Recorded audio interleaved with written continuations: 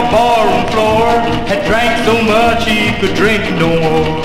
And so he fell asleep with a troubled brain to dream that he rode on a downbound train. The engine with blood was sweaty and damp and brilliantly lit with a brimstone lamp. And if the fuel was shoveling bones while the furnace rang with 1,000 growls. The boiler was filled with lager beer. The devil himself was the engineer.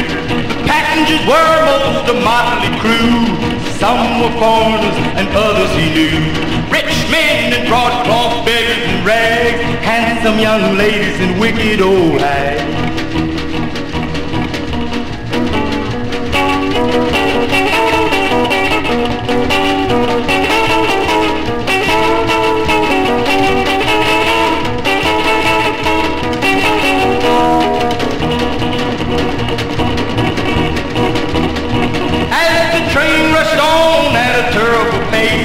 Sulfuric fumes scorched their hands and face.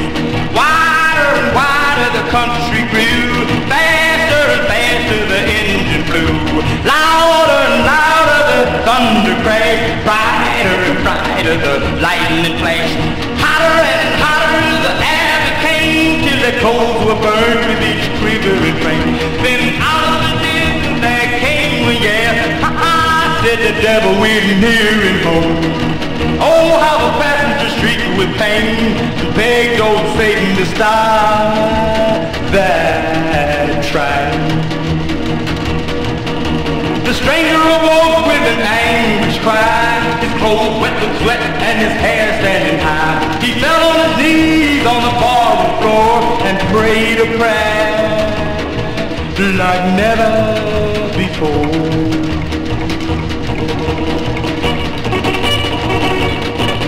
And the prayers and vows were not in vain, for he never rode that downbound train.